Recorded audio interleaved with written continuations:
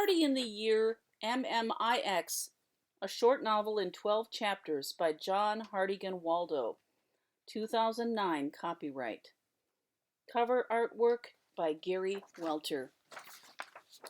Chapter 1, Panic. Chapter 2, The Ides of March. Chapter 3, April. Chapter 4, May. Chapter 5, Prom, MMIX. Chapter 6, Wazustecasa or Strawberry Moon. Chapter 7, Divine Julius. Chapter 8, The Advance of Augustus. Chapter 9, Donner's Day. Chapter 10, Freya's Day. Chapter 11, Battle. Chapter 12, Triumph. People this story is about. Party in the Year MMIX by John Hartigan Waldo. All characters depicted herein are fictional. Resemblance to real persons living or dead is purely coincidental. In particular, references to the city of New Ulm, the work of the Hermann Fest Committee, and the ongoing efforts of the Sons of Hermann and the Monument Fund should not be construed in any way except admiringly. Chapter 1, Panic. Teutoburger Forest battle next week. Barbarian hordes near. 50 million hits on city website today, screamed the headlines as the paper hit the tabletop with a smack. The 12 citizens stirred, lifting their elbows from the linoleum, sticky with juice and the sweltering summer afternoon. 1 million visitors, says the sage-old blogger. Distant thunder across the river, another storm before night. Look at today's editorial cartoon. Shows King Kong dressed as Hermann, standing on the monument swatting at news helicopters. I feel like Varus as the barbarians swarmed out of the woods, said Wally, shaking his head. Here's Amanda's graph on the increase in daily website hits since August 1. Look at the trend also in area campground and meeting hall rentals. We may register 21,000 costumed reenactors by next week. Looks like we'll be 100% booked everywhere, but the graph leads right off your scale, said Gretchen, pushing her chair back in dismay. You know Munch's The Scream? That's who I feel like right now. Can these projections be true? 1 million visitors coming here in one weekend? Hear that thunder? It could be a crowd of our neighbors to run us all out of town. Are we past our authority or over budget? Joyce, sitting between her high school son and a neighbor, answered with care. We stayed close to budget, and I met with the Sons and the Council and the Festival Committee yesterday. Wally interrupted with impatience. But the invitations, media promises, and commitments we made, they're attracting numbers that could overwhelm New Ulm. Herm thought he'd better head off the panic. We want a big crowd. The city and the Festival Committee asked us for ideas to attract extra visitors. A disturbed grunt of throat clearing or disapproval from the figure in mechanic's coveralls, leaning his greasy elbows on the offending newspaper to avoid his wife's pastel summer frock. It's out of control. We'll make the city look foolish or we'll expose our town to the chaos of uncontrollable hordes. In Rome, they used to throw people off the cliff for injuring the city. When in Rome? Dustin and his high school classmates looked white-faced at the confusion and near quarreling of their elders. No, when in Meridius, do as the dodos do. Kurt continued. Remember in spring 69, the word was zap? No, said Wally. Zip to zap, zap North Dakota. Population 14. All the college kids. And this was pre-internet, just word of mouth and grapevine descended like locusts. The eat shop and the liquor store were sold to the bare walls by mid-morning, like one of the new Twitter crowds. A filmmaker from Minneapolis predicts we'll have a mob like Woodstock. The media's starting to circle like vultures. Speaking of vultures, 85 base jumpers are secretly planning a mass jump off Hermann's sword. Yeah, we've got 4 different production companies demanding exclusive documentary rights. They say everybody in the U.S. wants to attend. All the pagans in the Western Hemisphere want to watch Wotan's warriors beat Imperial Rome. But Romans were pagans too. No, they practiced organized religion. They just collected gods like we collect guns, and for much the same reasons. It's bigger than last year's Republican convention in St. Paul. White-haired Bert straightened his lanky octogenarian frame with an almost audible snap. Herm, you were going to say. Herm smiled at him and his neighbors, stood up calmly. We're okay, he said, drawing out the okay. Believe me, after the Hermannfest committee and the council and the Sons of Hermann organized Hermannfest, we begged to get involved, and they authorized us to supplement their plans in any creative ways we could develop. They'll back us. He paused for effect. You'll not let success spoil your fun? We still have time to call all the people who volunteered to help. This is what we wanted all along, to transform a local festival into something regional, something with national, international interest. It'll put us on the map, not just New Ulm, but you and me personally. Bert continued, folks, everything that's happening results from us all pushing this hard all summer. Yeah, like Prometheus pushing the boulder up the hill as punishment. Sisyphus, Marion corrected. Check your Hesiod, by the gods, with surprising fervor. Interesting image, though, mused Bert. Sisyphus rolling the rock upon which chained Prometheus suffers? That'd hurt worse than vultures. Everybody laughed. The gathering relaxed. Yes, Dustin. Natural resources. They'll exhibit bald eagles and golden eagles at the Monument Park.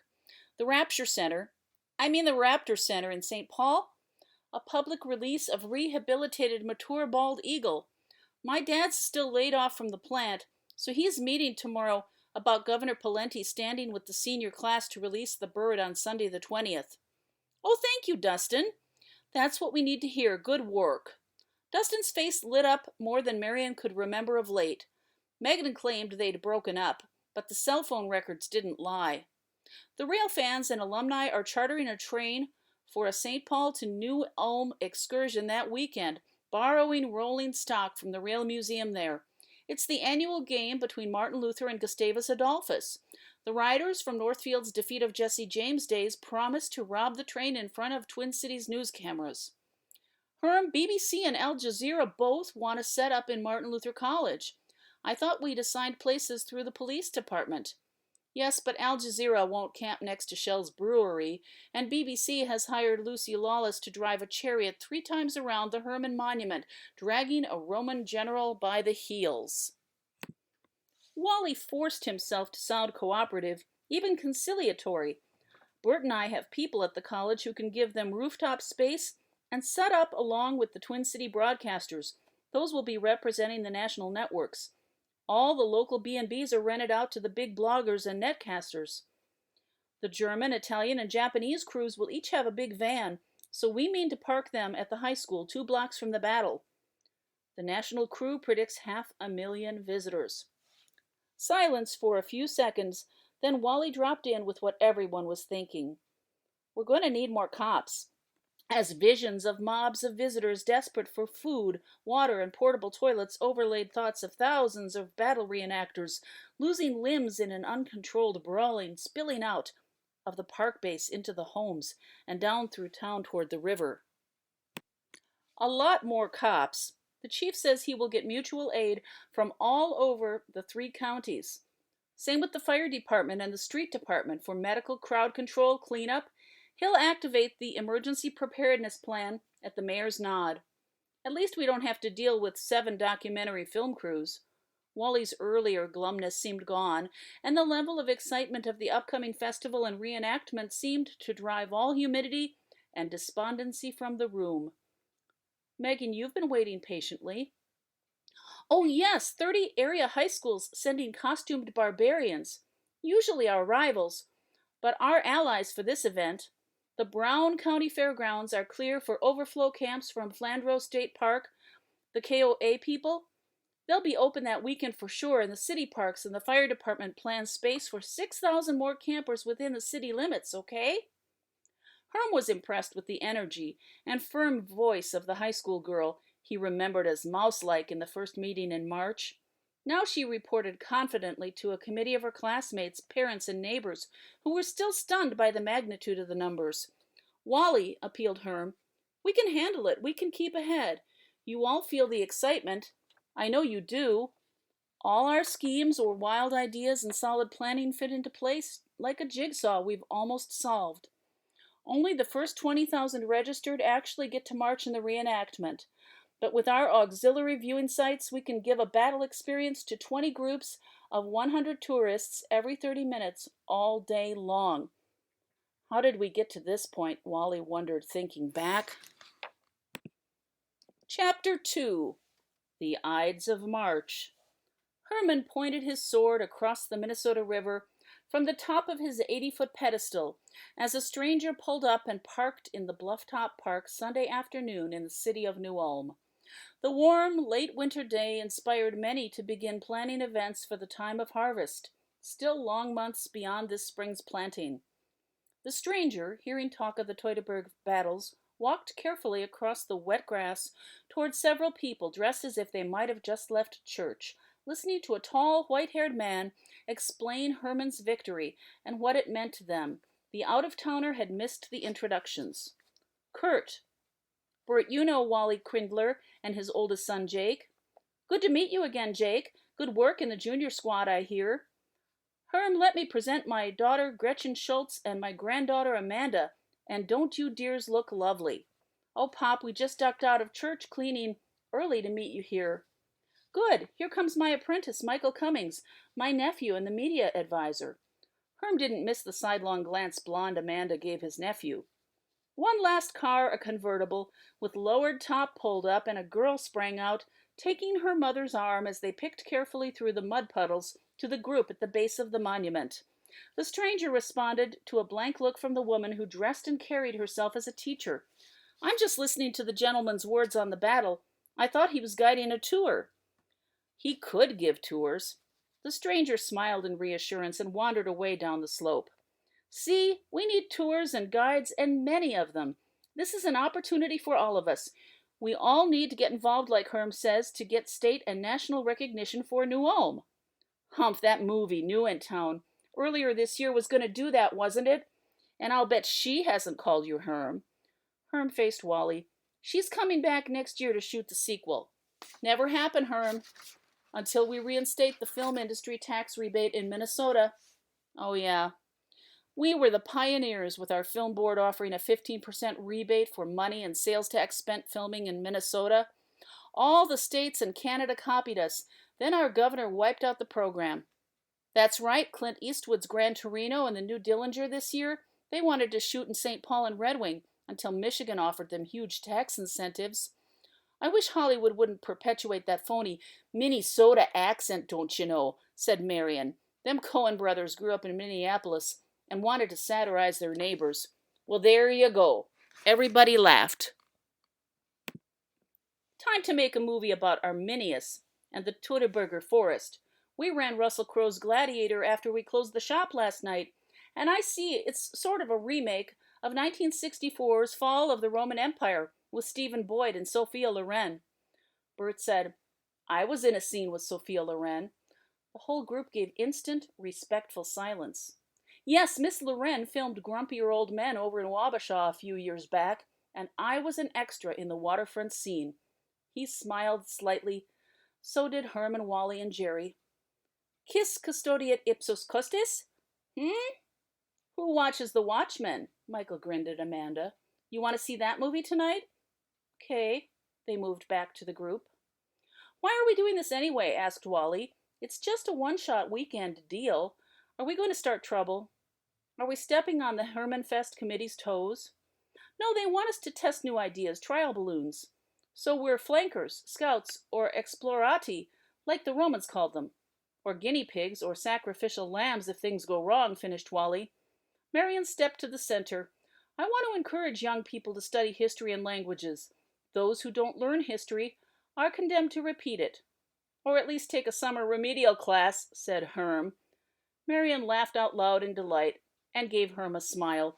Seriously, though, I'm promoting forage language skills for our high school students to help them earn scholarship money at college. Plus, volunteering in a big community event will look good when they apply. That was Megan's idea. She wants to organize outreach programs to take Hermann Fest to schools and nursing homes. We just came here from visiting my 95-year-old grandmother in her nursing home. Gretchen chimed in. I know all of us reacted to the announcement of the reenactment plans as an opportunity to get out of our rut, be part of a big event. Herm continued, it feels like we're in on the ground floor of something big, like being in the Yukon Gold Rush of '97. The City Council and the Hermann Fest Committee approve our study group proposing and developing extras for the festival to fill out the schedule, attract publicity, and serve more visitors. He paused. I gave them our titles suggested by the German tribe of Arminius, the Cheruski, Citizens Helping Event Reenactors Under Subcommittee, informal, Cherusci. Pushing it just a little, Herm, Wally said. Why not a scary acronym, like SMERSH or Spectre, to get us international attention? Bert finished for them. I like the lists you've all made, areas we can develop and help promote Hermann Fest in September. Herm, you and your crew want to develop souvenirs and special tours. Marion, Megan, and her classmates' innovative concepts to bring the event into the wider community. Just brilliant and practical if they recruit enough student volunteers. Joyce, you really think you can land some federal stimulus package money? We won't know if we don't apply. Paperwork will be ready next week, said Wally. Meantime, we need more parties, receptions, and food vendors, and I'll get them on paper. Cheruski people, Cheruski tribe. So proud to live, so proud to... All right, Paul Revere, take your raiders back to the restaurant. You're closing tonight, Jake, directed Wally, restored to good humor. Various cars started up, thumpy music drifted out of two, and the theme from A Summer Place filled another. Meanwhile, the stranger scouted through New Ulm, admired the antique homes, elaborate or humble, found the library, museums, and bookstores closed for Sunday, almost waved at National Guard women taking a smoke break on the side ramp of the armory, then looked over the many wide parks and open spaces. Driving past the junction of the Cottonwood River with the Minnesota, he toured the state park, just waking up for the spring. Along the bottom of the bluff line, he found Shell's Brewery Museum open, and on impulse signed the guest book at March 15. Exploratio pro Kaiser. He bought a late lunch at Wally's Burgermeister, trademark, and drove back to the Twin Cities. Chapter 3. April.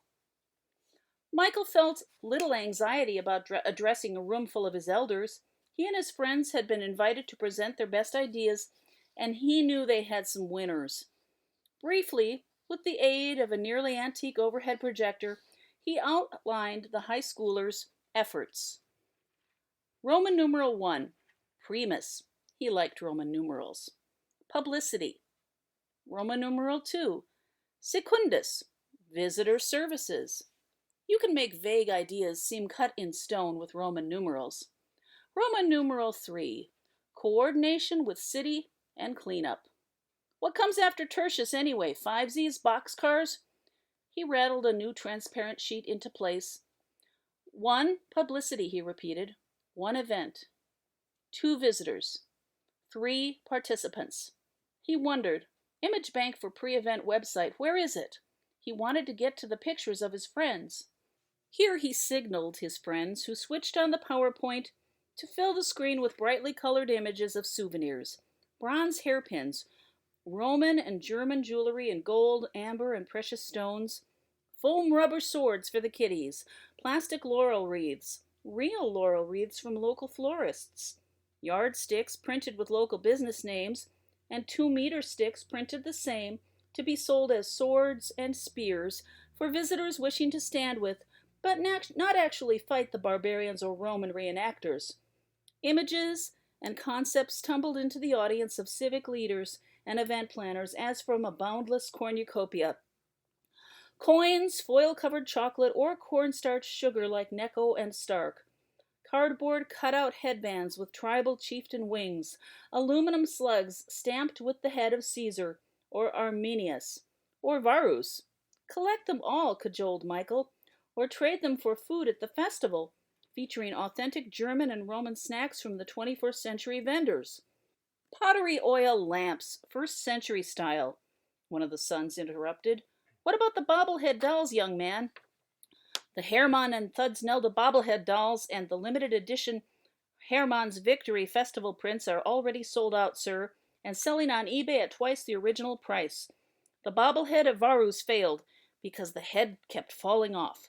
Just like the original, eh, gentlemen? Jibed another son.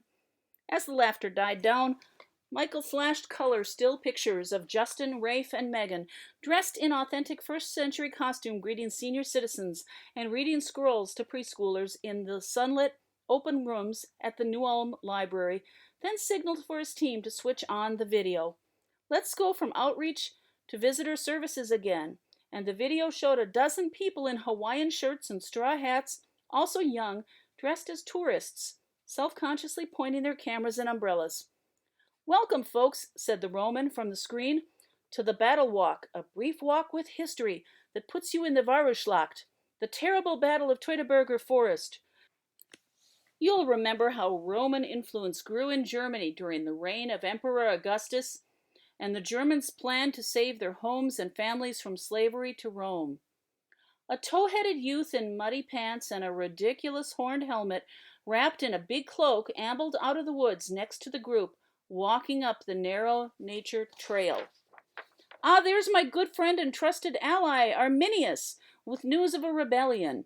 He visited Rome and studied our military system. Arminius mumbled something, and the Roman brightened.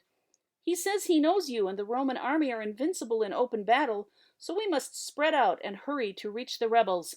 Step lively. It looked like Arminius leaned against the Roman, who choked, fell, and shrieked, "It's a trap! Run!" Too late, as a gang of grimy barbarians, shouting and waving spears, leapt from the woods, ran onto the trail surrounding the tourists. And there you are, folks, smiled the false Arminius. 3 days of running ambushes, driving the Romans like hunted animals, and 20,000 Roman invaders perished. Sic semper tyrannis. Hey, that's not very sensitive in the bicentennial year of Abraham Lincoln, complained one of the tourists. Well, the School Play Society has revived Our American Cousin, and guarantees no walk-on appearance by John Wilkes Booth, assured Arminius, as the video faded amidst laughter and cheers from the sons of Hermann and the city fathers.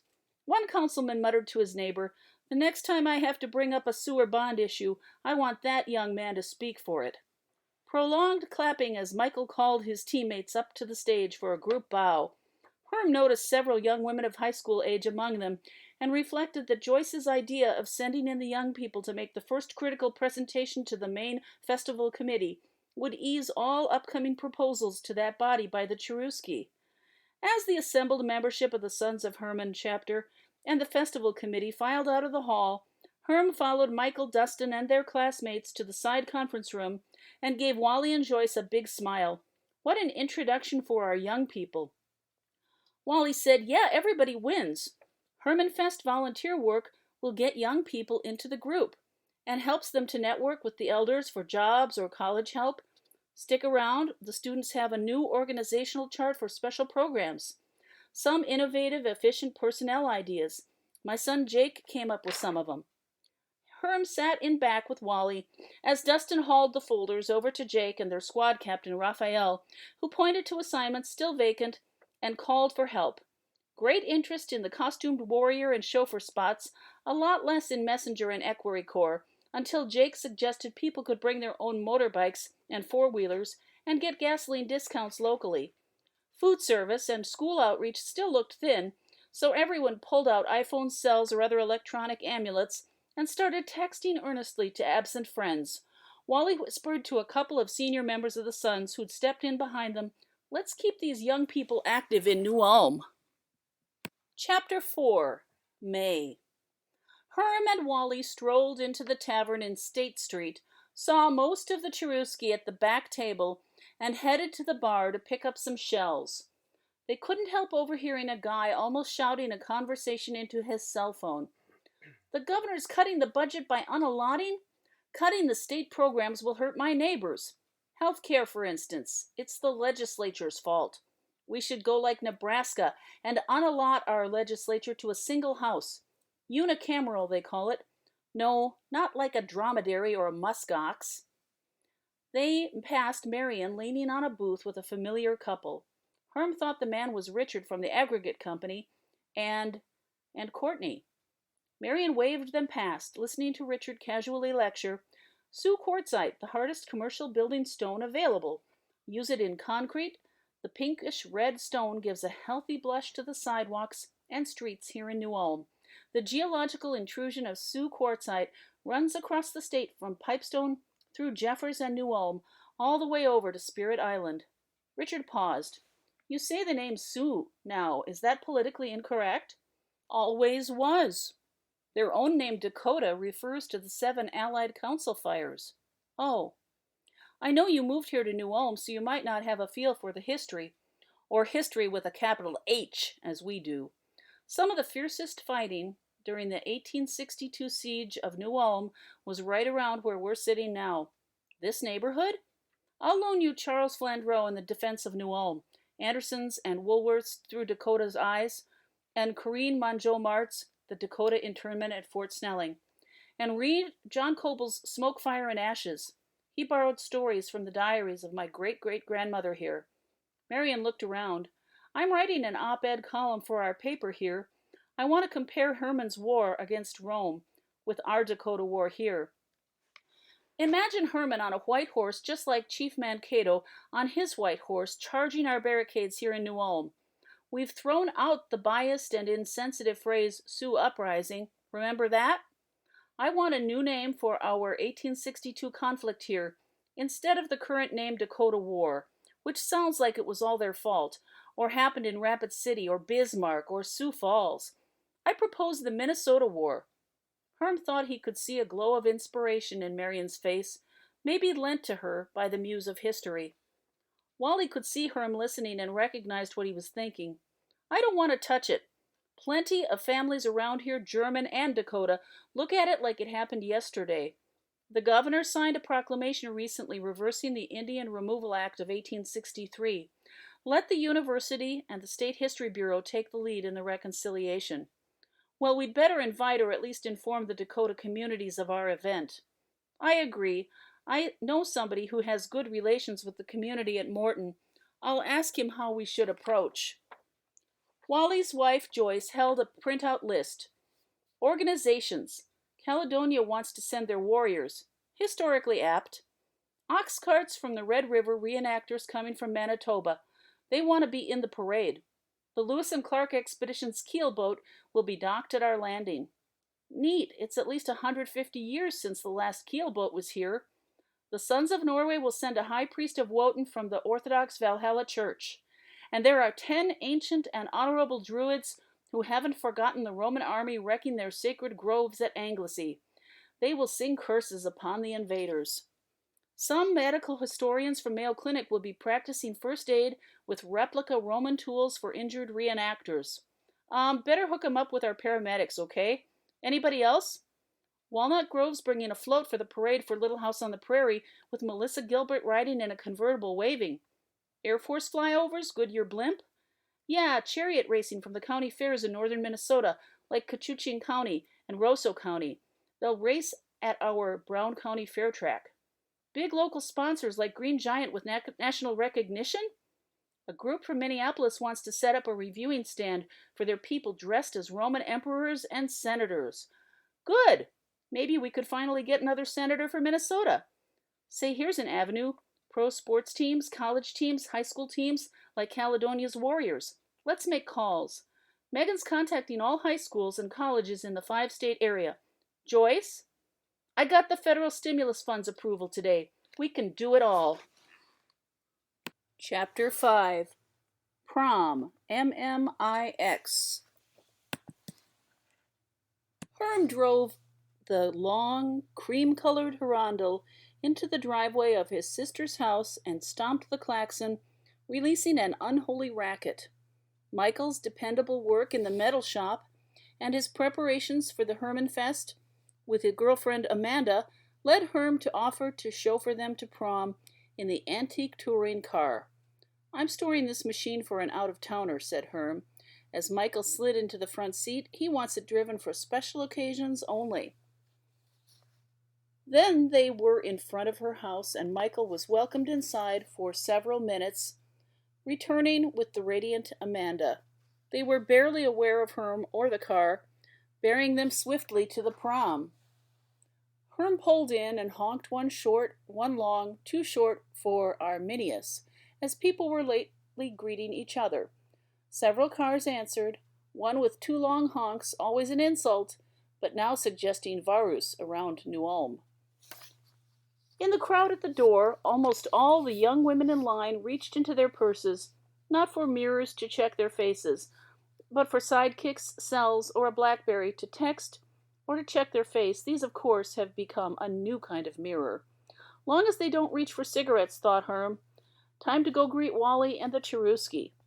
In the entrance hall, Michael and Amanda caught up with Dustin and Megan, and the two girls began planning their entrance. Megan said, "It's so funny. When the girls here quarrel over boyfriends, they call each other Lupa and Siren, names they got from the school newspaper, with its list of naughty Latin words.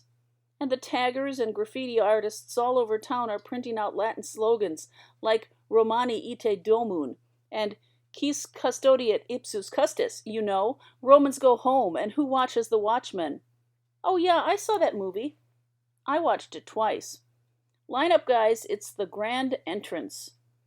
The arriving couples stepped through the traditional archway, cleverly painted and distressed to resemble an ivy-colored Roman ruin, but this year with an addition, a computer-controlled sign showing the guests' names in large letters.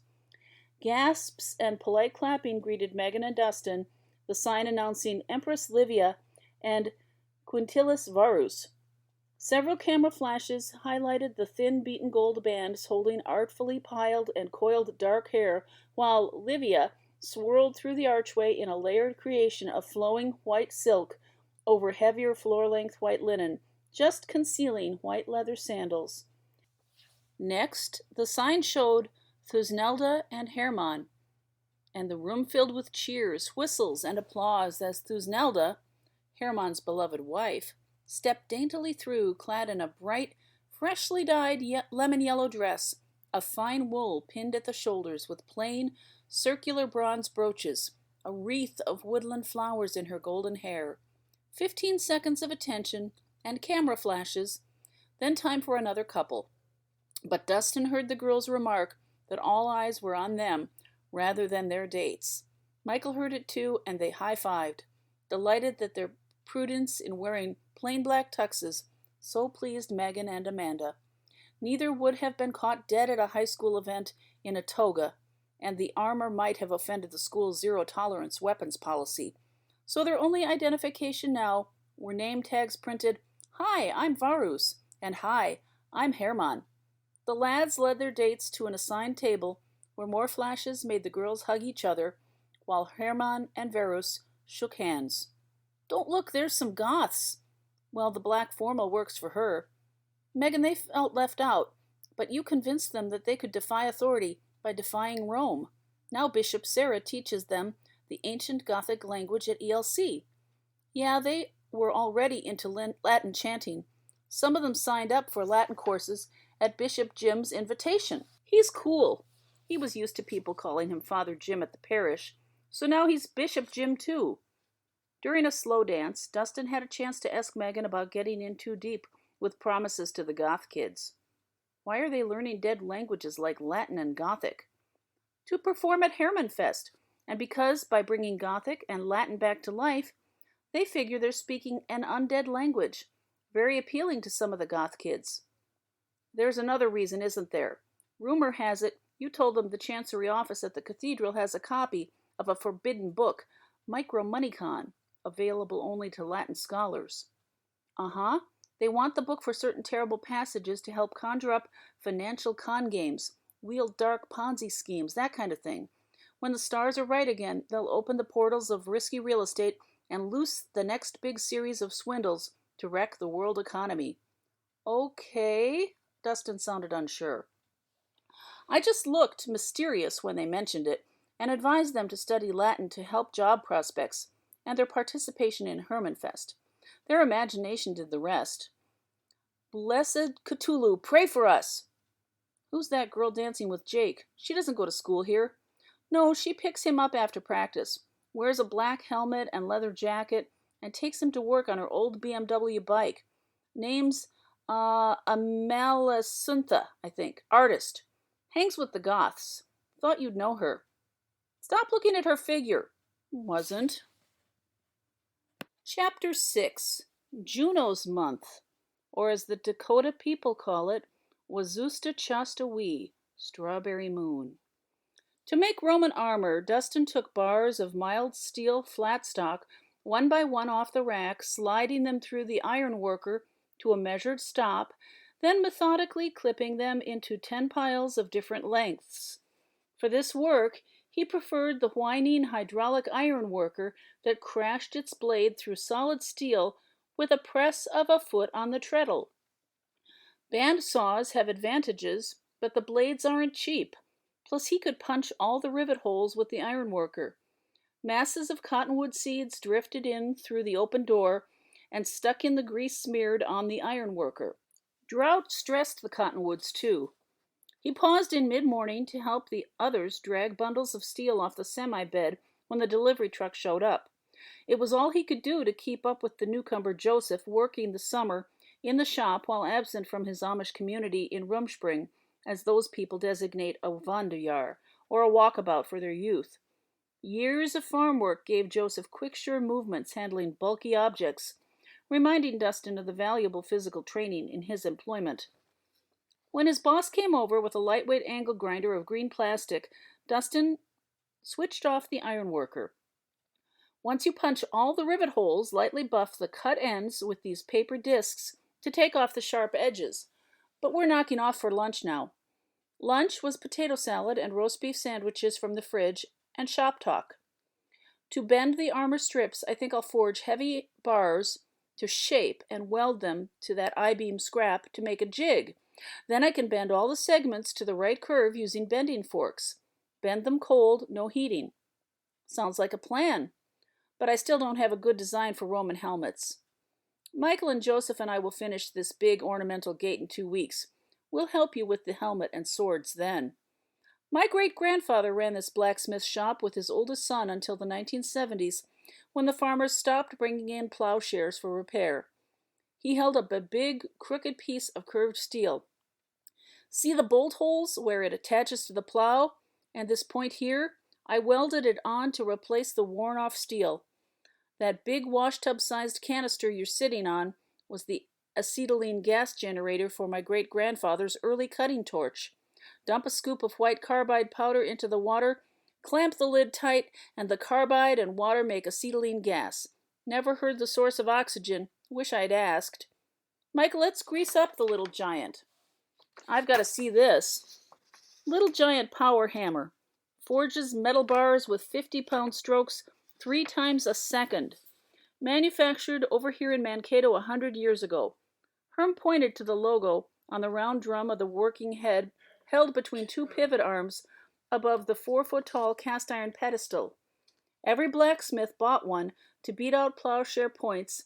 Then the smith didn't need to hire an apprentice or strikers anymore, which led to the decline of blacksmith training. He thought to himself, lighter gauge steel bar than original Roman armor. I've got to keep the cost down. I can make $1 or $2. The dealership is sponsoring 12 sets for the football team, so they can march with the visiting Roman legions. Keep those points greased up as Michael applied the grease gun. And maybe we won't have to replace the Babbitt metal bearings this year. When Michael turned on the blower and ignited the big trough-like gas forge, which roared into life, Dustin pulled on plastic goggles and a heavy air filter mask to protect his eyes and lungs against dust from the grinding. He remembered Herm pointing to a brand new computer that had broken down from the shop dust, and the implications of similar trouble with breathing and vision exposed to thick grinding chips and particulates. Dustin wouldn't risk his iPod in the shop, and the protective earplugs cut him off from others while he cleaned up the last segment of Roman armor. Should be enough for 20 sets. His friends would meet for a big session of assembly. He'd assured them their football pads were hardly lighter than Roman armor. That had done the trick. Why didn't Megan return his calls? He thought they'd had a good time at the prom. He set the last curved segments into numbered shipping boxes and wondered if Mr. Wenzel would spring for materials for another 25 sets of lorica segmentata and helmets. If not, it looked like the basketball and baseball teams were all signing up for German costumes. Dustin thought about the Army recruiter, but didn't want to act this year before he saw college scholarship numbers. He liked metal fabricating. Maybe the Navy needed machinists' mates. He saw Mr. Wenzel wave at him from the main door. Looked like his dad's pickup out there. Michael still desperately held a long iron bar as the little giant beat madly on the other end that glowed yellow hot. Joseph tended more bars heating up in the gas forge and watched to learn Michael's forging technique. Your dad's here, Dustin. I'm not working this weekend. A wedding and 2 graduation parties. Read through this manual by Monday, then we'll juice up the EDM. Electrical discharge milling. The Soviets invented it, I think. With practice, you can use this little hot wire to cut out round bar die blanks in hard steel to stamp out those doubloons and souvenir coins you want to make for the festival. Monday, early. Hi, Dad. We gotta get home and figure out the digital conversion box for your grandmother. She says the last time people had no television, it was the 1930s Great Depression. Chapter 7. Divine Julius. Hermann Fest, a momentous occasion. From one of my classmates, said Megan. Another bumper sticker, besides going on the website. Have you seen some of our bumper stickers around town? Asked Marion. Honk for Hermann. Then simply, dit-da-dit-dit for Arminius. 3 honks for Thuznelda. And what else? Honk if you love Venus. Honk if you are Venus. I brake for Cheruski. My other car is pulled by goats. All printed here in town at the shop I work at. I'm sorry we printed those thousands of 3-inch square Hermann Wants You stickers with the winged helmet chieftain character pointing at the viewer. They're showing up on all the wrong places. Theodore and his friends sent along a whole packet of pen and ink cartoons, some of which should go on the website, like this one, depicting the Hermann statue holding a large spoon above the caption, "The Walker loaned a famous sculpture to New Ulm," as Amanda held up a large illustration board. Here's a series of clever cartoons signed Gotha, with a feminist symbol instead of an O. See, the Roman and Germanic goddesses of love both struggle over a heart silhouette. And this one, Donner and Jupiter throwing lightning bolts like darts at a target. Nice pen work. Here are full-color paintings of the characters heavily influenced by Howard Pyle and Frank Frazetta, extremely muscled swordsmen in dramatic poses.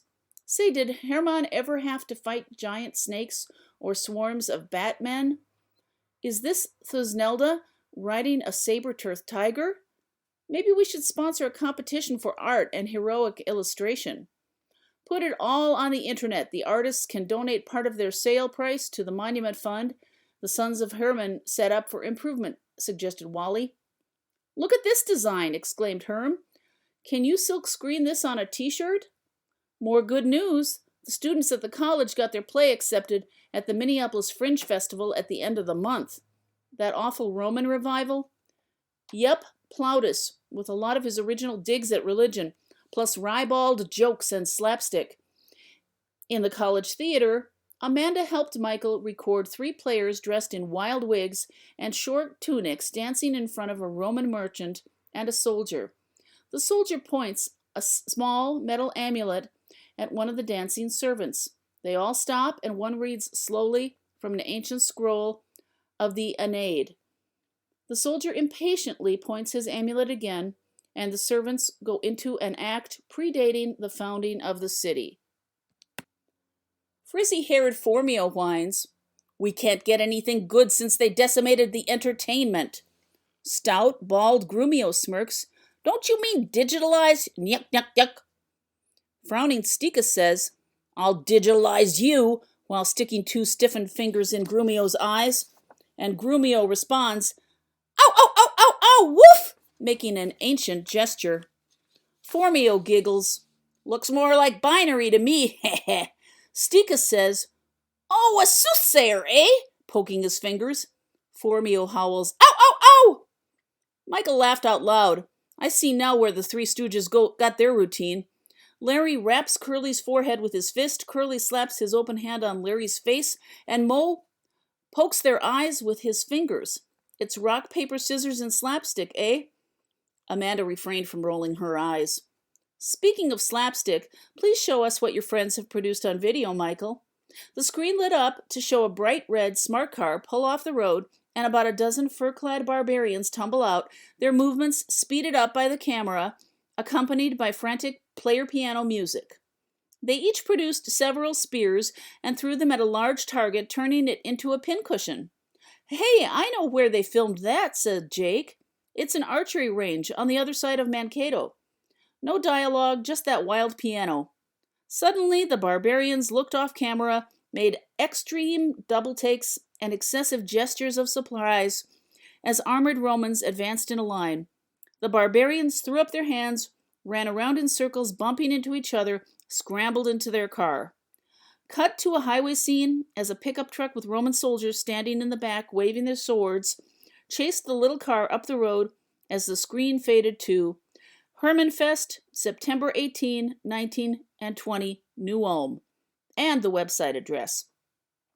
Next, a gloating Roman officer twirled his big curling mustache and sneered at the camera, while his adored minions seized a struggling girl and chained her to railroad tracks.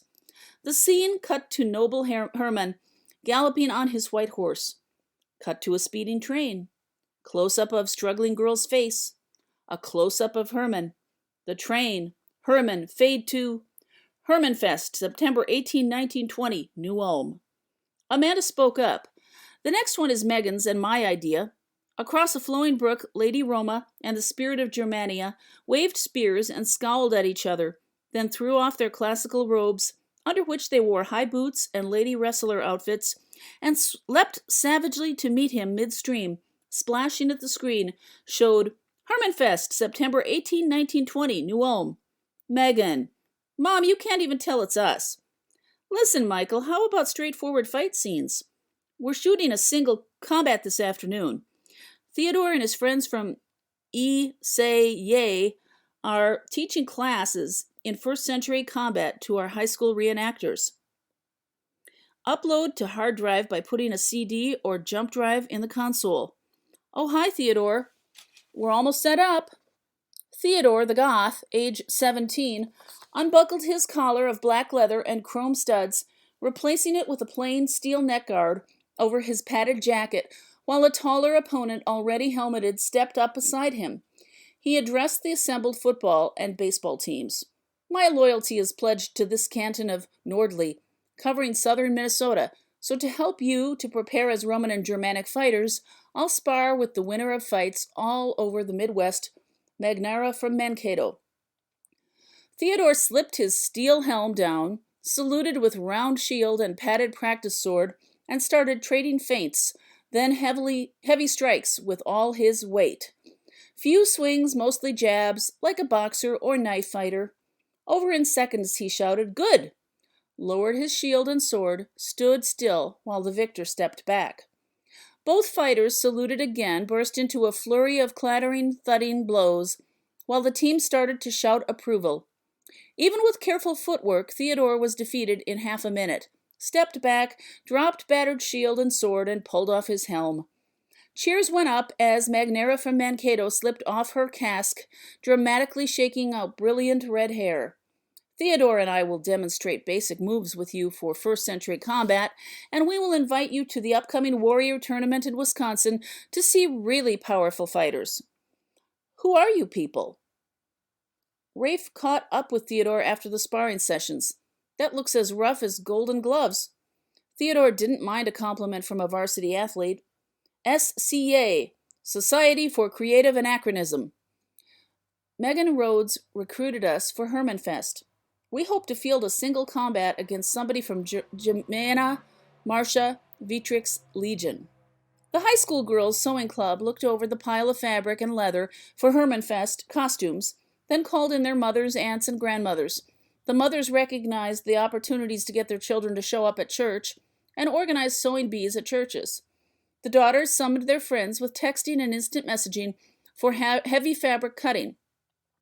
Turned out the boys were glad to get experienced advice and help on historical costuming for their first cinch warrior outfits. As they set up tripods and packs at Amanda's church, Michael said, "We'll replace anything that doesn't receive enough hits on the website. So we need footage of everything related to Hermann Fest," finished Amanda. "Those guys in Sleepy Eye with the rap about Hermann? Can we trade more airtime for a limited permission?" The guest speaker had laid out numerous fabrics, finished clothing, and books on tables in the church basement auditorium, and looked personally too polite and outgoing for the first-century barbarian clothes he stood up in. "My wife and I have created theatrical costumes, party clothes, and historic weave, hand-stitched, where it will show. I'll show you today cost-cutting and time-saving tricks for an honest representation of first-century Germanic garb. We often portray Viking-age people around the Midwest, and we're making 4th-century Danish clothes for a Shakespearean troupe's Hamlet in original-era costumes. Your first-century Germanic wears tunic, trousers, shoes, maybe a hat, maybe a jacket or a cloak. Slide one here. The tunic hangs straight down with no flare-out, unlike medieval tunics. Big, rectangular, stubby sleeves. Sounds like a Norwegian craftsman's shirt." "Yes, ma'am, a lot like that, but no collar and no cuffs. You belt it in." More slides. Jackets, trousers, slides of dresses. Women's dresses, a tube of wool. Pin it together at the shoulders and let the rest drop, front and back. The upper part hangs over the pins, so we can get away with blanket pins from the fabric store. Here's a slide of one woman's dress made with a little hood from the back flap. Wool, preferably twilled woven wool, no felted wool. That's from the 11th century. Subdued colors, a green from mixing blue and yellow, a medium dark blue, lemon yellow from dyeing with onion skin, so it's not color fast. Photo here of original 2,000-year-old dress from Huldrebog nearby in Denmark, about the end of the 1st century BC. Sketches of Germanic tribesmen and tribeswomen from Max Barsis, The Common Man Through the Centuries, with some good working-class Roman costumes. Some good colors here in Osprey's Rome's Enemies. All these are on the CD and handouts, the sources and the bibliography in the back of your packets of patterns and materials. Excerpts from Margaret Hall's monograph on ancient European shoes. Shoes will be either a flat piece you step on, pull up and draw together, tied shut at the top like I'm wearing here, or I've got a pattern to cut out of one piece of leather, the open work sandal kind of thing. Like the Roman Scaligia? More of an upper-class fancy shoe, maybe right for Hermann and Thusnelda, like this pair we made for Megan Rhodes' prom outfit. And then the costumer held up a tangle of brown leather straps. I'll stick around the rest of the afternoon to help you get started. Remember, unless you encounter stitch Nazis or hardcore reenactors who count stitches per inch and look for mistakes, no one will hoot farb at you or scream, "Anachronism! Release the rabid baboons!" Giggles and guffaws faded, and Hilda Cummings said, "I'd rather you didn't use the church's new singer for this heavy fabric, but the children's costumes are light enough for it." Canoeing down the Cottonwood River in the late afternoon under perfect summer skies, Marion thought she'd share a few stories. "I've worked part-time 3 years now at the print shop. Oh, and isn't it funny, we're starting to see Hermann Fest bumper stickers all over town. My favorite is, 'My other car is drawn by cats.' We'll have to have everything ready soon. Once school opens and the harvest begins, none of us will have extra time." The Cottonwood River gurgled along to keep the conversation moving, and Herm twisted his paddle to avoid a sandbar. "I sold grain dryers for 9 or 10 years until, remember, we hit $1.80 corn? Then that big terminal fire 2 counties over and all the liabilities. Everything else came apart too. Bert gave me space behind his feed store to set up the auto repair shop. Then he helped me get a loan to reopen Grandpa's fabrication shop next to my house. I think we can bring a certain level of manufacturing and industry coming back to New Ulm and the Minnesota Valley, and I intend to help some worthy people get into it. That's part of why I jumped into the effort for Hermann Fest. Marion nodded. I want more opportunities here for our children. Too many don't have enough money for advanced education. Special events like this raise historical awareness and our place in history. Half the population of all Brown County lives in New Ulm, and we're losing numbers.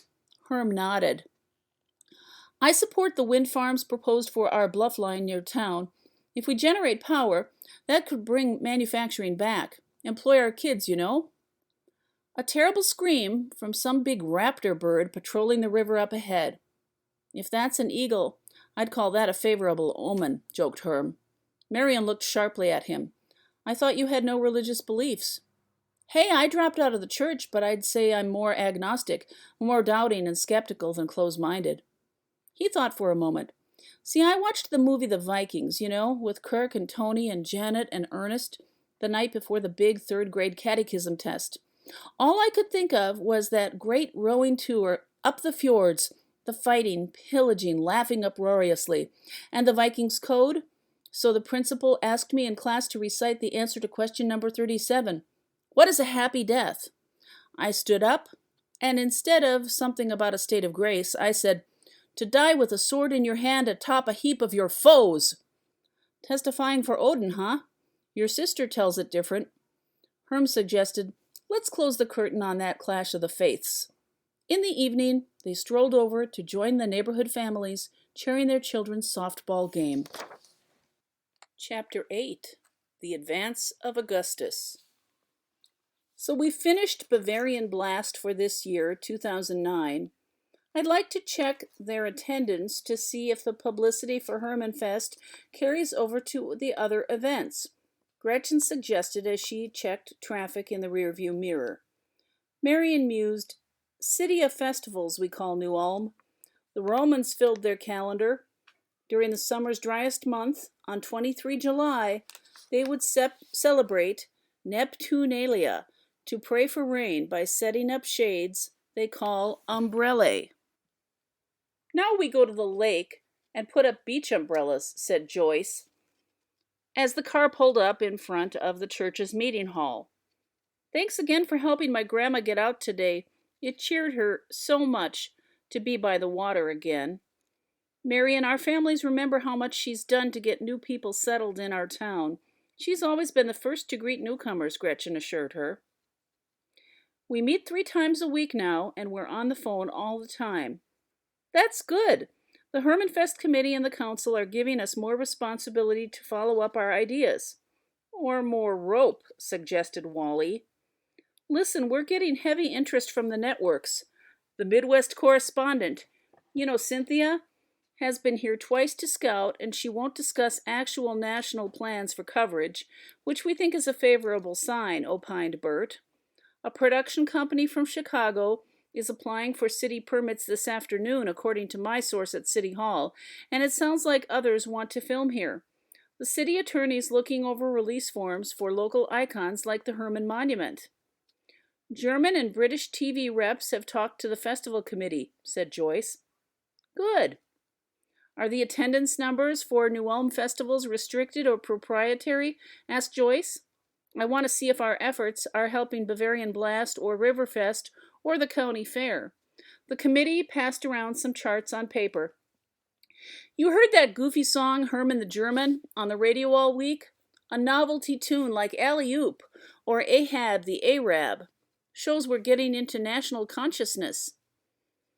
Any notice from the late-night comedians? They are still trying to recover ad revenues torpedoed by the digitalization. Is that what you think it was about? Remember those noisy tests of the emergency broadcasting system? This was the final test shutting down broadcast TV. Hold on, the paper says 94% of Minnesotans say their digital conversion is okay. 98% of Americans would never admit they can't get their television to work right. All that freezing, lost signals. Conan O'Brien. He promised to broadcast from the Minnesota State Fair. Should we invite him? No, Conan the Barbarian. Schwarzenegger. He could swing a movie sword like he uses to cut spending in the California Assembly. Gretchen, write in those names. Here's the new opera, Hermann and Thusnelda, premiering in Chicago in November by Gunther Schuller. More cartoons. Hermann arm wrestling the Green Giant. Emperor Augustus wandering the streets of New Ulm looking for his lost legions. Suggestion that Shell's Brewery, already offering Hermannfest beer, add 9 AD root beer. Log all these, and the television stations are running series of old sword and sandal movies to compete with HBO's Rome, Quo Vadis, Ben-Hur, Son of Hercules versus Mothra. Can we restrict helicopter flights within a certain distance of the battle? We don't want it to sound like First Air Cave is coming to support the first century warriors. Wally introduced the new topic.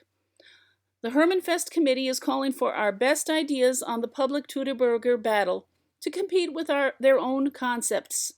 We all want a thrilling spectacle, but nobody needs to see the actual butcher's work of Roman legionnaires and German tribesmen really hacking each other to pieces. But aren't these experienced reenactors? Asked Marion.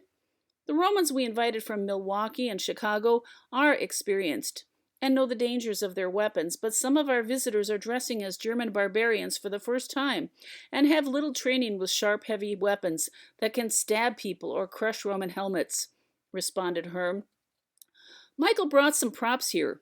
He gestured as the young man held up a thick, painted plywood shield pierced by 2 vicious spears, then a crested steel helmet almost sheared in 2 by the hatchet head still jammed in it. The committee and Cherusky members present didn't make much noise. We've been talking carefully with military reenactors with decades, even lifetimes of experience. Problem with battle reenactments is when 2 hostile forces collide, like at Gettysburg. Our Civil War reenactor friends tell dreadful stories about the early Civil War centennial battles in the 1950s and early 60s when Civil War buffs pulled Great-Grandpa's musket off the wall to see if it still works. Sure enough, way too many Johnny Rebs and Billy Yanks stuck each other with long, sharp, triangular steel bayonets before folks figured out, yep, it still works.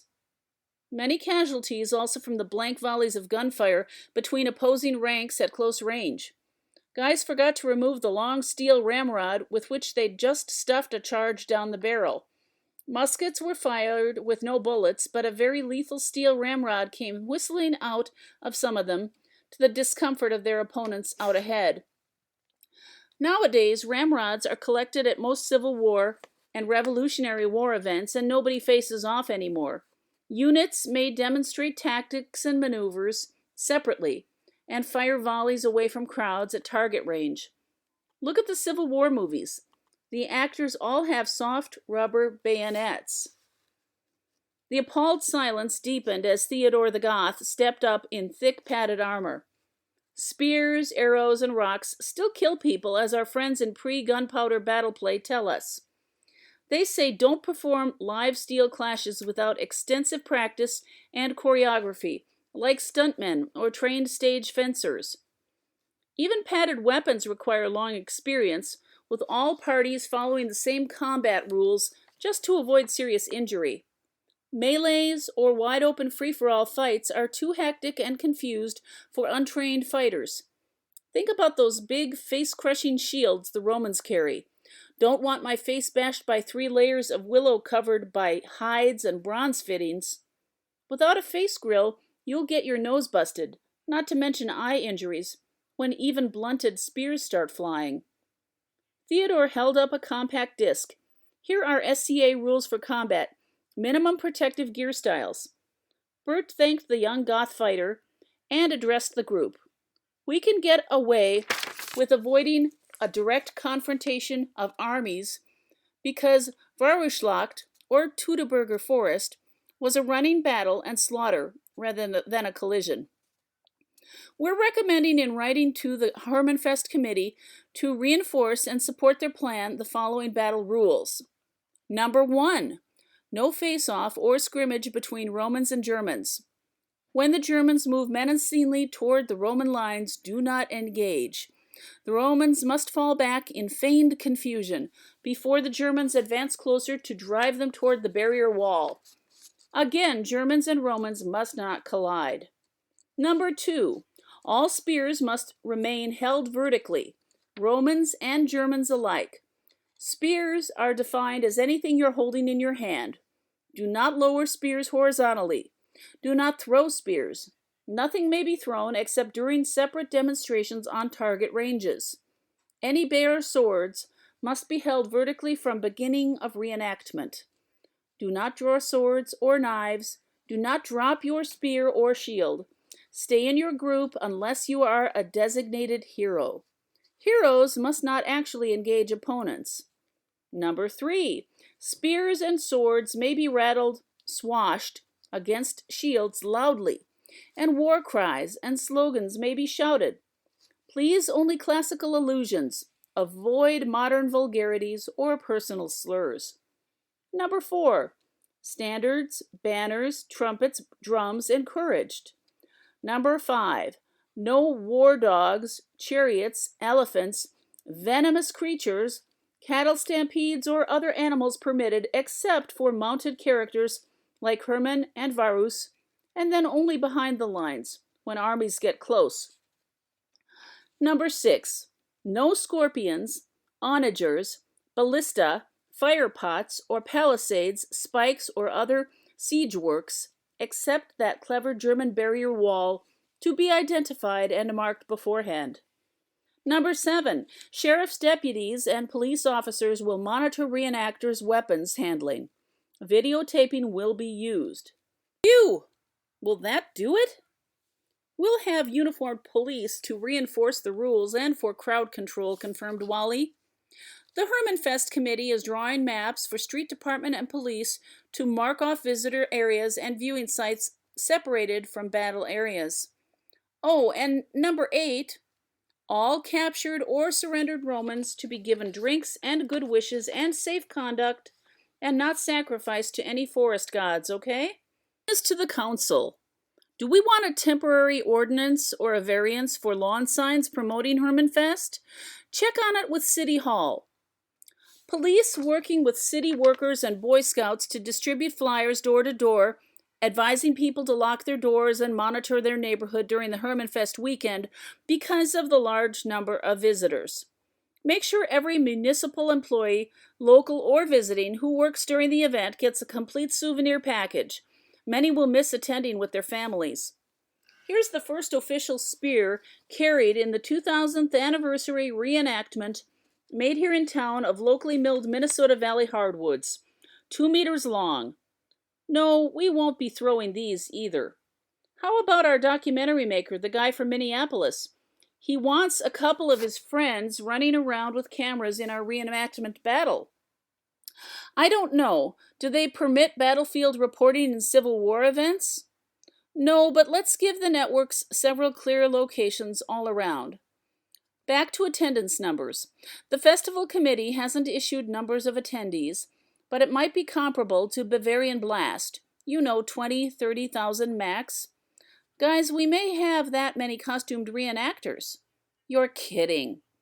My friends in the 1st Minnesota, the Civil War reenactors, they went to the reenactment of the Battle of Antietam, bloodiest day in American history. 30,000 Civil War buffs. No, in their $1,200 kits with rifles. How much to outfit a German reenactor next month? $30-40 if you make it yourself, and plenty of people will show up with just rudimentary outfits as German barbarians. Horned helmets, bearskins, a rake handle, and a garbage can lid for a shield.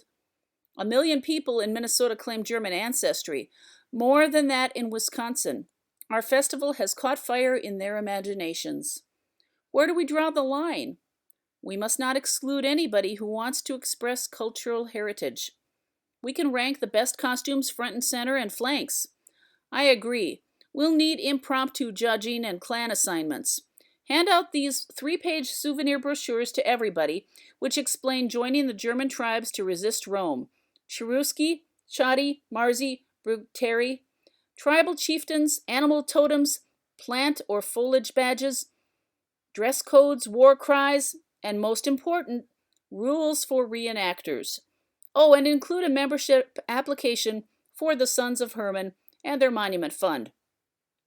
Media consultant predicts that if we line up 5,000 tribesmen, we'll make the nationwide evening news Saturday. Huh. 50,000 spectators and counting. With 5 weeks to go, where will these numbers go? More fundraising gimmicks. Auction off positions as tribal leaders to benefit building fund. Raffle off German barbarian outfit. Costume contests. Combined churches sponsoring open to public costume ball. Separate admission fee. Bishop Jim reminds us this is the Jubilee year of St. Paul, commemorating the 2000th anniversary of the birth of the Apostle. Yep, put it on the site. Heavy interest in the internet from people identified as interested in Renaissance fairs, ethnic dance, and European travel. Let's use these numbers. So you're projecting for 100,000 people? How many till we reach Woodstock proportions? Chapter 9, Donner's Day. Hobnailed boots trampled woodland flowers as the Roman legionnaires marched into the clearing. Sunlight glinting off their armor alerted a sturdy German youth leaning on his painted shield beneath the trees. Without even drawing back into the shadows, he shifted his spear to his left hand, set cow horn to his lips, and blasted out 3 long, bawling calls. He fixed his glare on the startled legionnaire, pulled out his cell phone, and texted his friends with details. His girlfriend roared up on her BMW motorcycle. All this was followed by several television camera crews, broadcasting live in Minnesota and Germany. One camera crew followed the couple as they drove around town bearing the news, then stopped at an elementary school. Early plans had Jake rent a horse and ride through the town shouting, "The Romans are coming! The Romans are coming!" But he talked the Cherusci out of it, convincing them the time was better spent addressing more grade school history classes.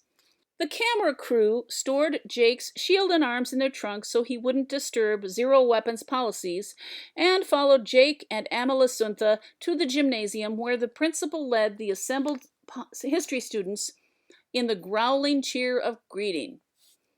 10 minutes of pointing at ready maps, teachers' hands shaken, and bags of souvenir coins handed to them, and they departed for 3 more appearances. Later, the teachers planned to march their classes a couple blocks over to get history lessons directly from the Romans. The camera crew already had footage of Michael and Amanda speaking at a nursing home solarium, and also Megan and Dustin appearing at a church council luncheon, enough material for 30 seconds at 6 and 10, or £1, 2 and 6 pence, as the BBC crew still joked. 25 of Michael's classmates worked as a volunteer team with the city crew, placing trash cans, barriers, setting up benches, shades, and the rest station, and working to clear undergrowth and trash and improve sight lines in the public viewing areas. A good opportunity to remove prickly ash, European buckthorn, and other intrusive plants that choked marching and viewing areas.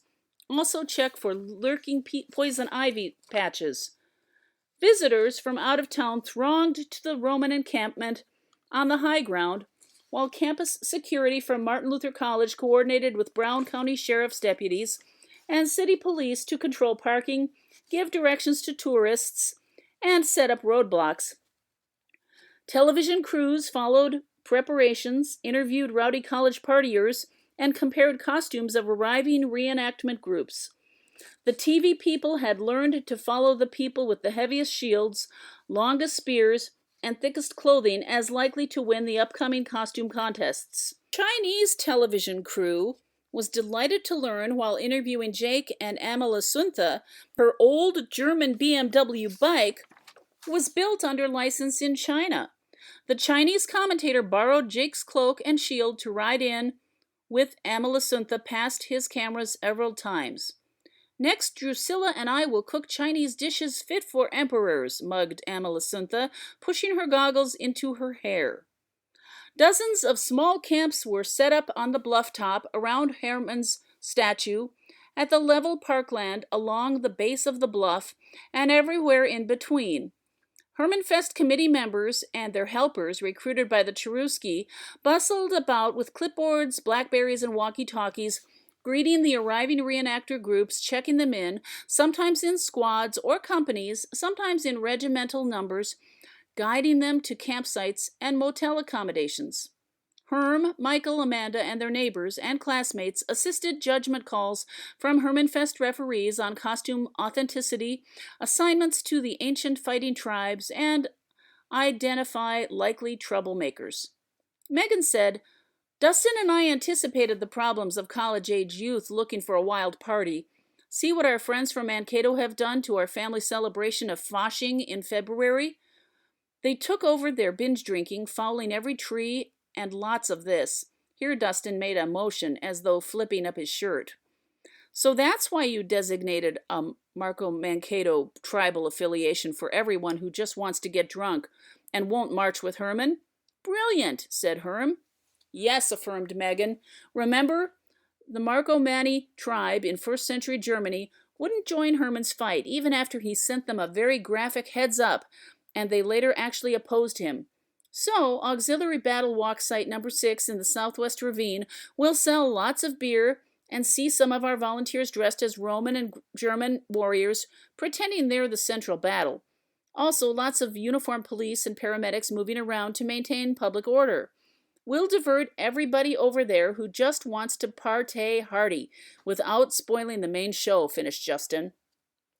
We'll be doing all this again tomorrow and Saturday too to keep everybody sorted, so we're arranging assisted shifts of our own people to help Hermannfest officials and police. Still, 2 days until the Teutoburger battle reenactment, and the level ground was filling with tourists, reenactors, and Cherusci volunteers roaring around on their four-wheelers and scooters, carrying out errands. The rest of Thursday, Dustin, Michael, and the other volunteers sold chances at the Sons of Hermann booth, 3 javelins for $1 to stick it to a large painted Roman target. All proceeds going to the Monument Society Fund. Membership brochures were freely distributed, along with schedules of the weekend's events.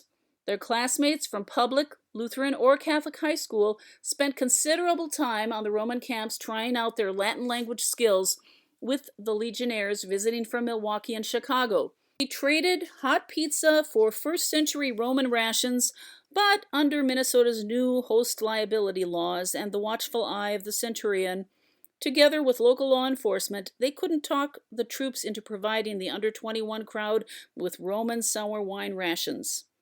With homecoming the weekend following Hermannfest, many of Jake's friends got permission during the civics educational project to miss classes, but missing football practice was unthinkable, making coordination of schedules and exercise in inspired winging it. Just before sundown, word came that Sheriff Rich had released an official estimate of 95,000 visitors parked or camping around New Ulm, up 75,000 from Wednesday. Extra police, fire, and emergency personnel were alerted from all municipalities of the nearby 5 counties. Projections for Friday and Saturday showed 300,000 visitors heading for the reenactment. The mayor also called nearby school districts to assist with buses and drivers for public access to the event. It's like watching floodwaters come up in the valley, remarked Wally. Some visitors from the Red River at Fargo and Moorhead say their lakes and aquifers are full in a long wet cycle, while we're in a severe drought this year. Chapter 10. Freya's Day. Leaving the grand banquet after rubbing shoulders with invited dignitaries in the Turner Hall, Herm escorted Marion to the MMIX Gala Charity Costume Ball, sponsored by the combined churches as a joint fundraiser. Rumors on television and the internet suggested it would be the party of the year, with celebrities, film stars, big politicians making the scene. Certainly a school of predatory-looking, leather-clad paparazzi snapped to attention, then relaxed as Herm and Marion strolled up, held their 1st century pottery lamp exclusive passes to all events, and entered. Today was crazier than yesterday, Herm said. The sheriff estimates 250,000 visitors this weekend, asserted Marion. Walking into the broad, lofty hall was like walking against a heavy current. The sound was so loud, that plus the press of bodies. Excited voices completely drowned out a band in the back. So many historical costumes, I really feel underdressed. I like it. Let me get you a drink. He stepped into the excited crowd, and it felt like stepping into the surf. Not a decibel below roaring, but still a happy, anticipatory mood. Let the games begin, said the man dressed as Caesar. Expect a decision any day. We won't disc it until spring. Played for the Vikings. Ha! A state budget shortfall. All that electrical work? He's appealing. 16 gains. Drink, please. Can't hurt the economy. Yes, he said, it's just a rumor. Not as appealing as he thinks, thought another. Shortens a player's career. I don't think they can. Harvest forecasts good across the U.S. See Caractacus and Versicatoris? Won't talk to Verus and Augustus. See the Empress? Yeah, the dude. Same as Cleopatra over there. They look sharp, though. Woo! What about loans for next year? Why would they help us like that? Imagine them protecting Wall Street from itself. Neo-crime? Hyperinflation? So instead, the Russians and Chinese intelligence will monitor and expose our crooked financiers. It's Chinese money we're squandering. Well, the SEC won't. Same old crime we let them get away with. About here, by the bar, Herm slowed down to eavesdrop. 2, please. Not all the benefits are good. So much laughter in the hall and constant ringtones announced banquet guests who kept jumping up to take their calls outside for better reception. Darling, listen to my music, as the bishop said to the actress. Wild amusement and laughter. Battery's dead. Who's she with? Got my email? That dress she's almost wearing. She's got eligibility for 1 more year. My other car is pulled by goats, laughed the burly, red-bearded man, dressed in a fur tunic and rough leather boots. Herm thought, well, he's ready for the battle tomorrow. Enough diplomatic people to hold the G8 right here. I'll drive him back to Minneapolis Sunday afternoon following the parade. This is the time. He uses people like video game characters. That was well done. Closed at 98 today. Herm, with the battle reenactment tomorrow, this event is like the dress ball right before Waterloo, and Marion nodded to brightly clad people milling about. Senator Franken is hosting Saturday Night Live, is what I heard. Dressed as Freya? There, with the German consul and the governor of North Dakota, see? General tax revenue. See the bodyguards? Some rap star and his posse. See their bling? Emperor Augustus and the Federal Reserve Bank in Minneapolis. Saturday in Hong Kong. Arnold? Lucy and Spielberg? More paparazzi flashing. Over there with Angelina, Reese, and Jennifer. Long-haired blonde, who looked like a television news anchor, seized his arm, smiling with insistence. I just know you're a Leo, she gushed. Because I'm a Libra. I'm Ophiuchus, declared Herm, the 13th sign. But there isn't. I got my sign legally changed. While she was still giggling, he carefully stepped away with the drinks. What's all the cheering? People crowded toward the doors. Let's go. Look, the actor's playing Hermann and his wife Thusnelda just walked in with the mayor. Bet you could hear the applause in Sleepy Eye.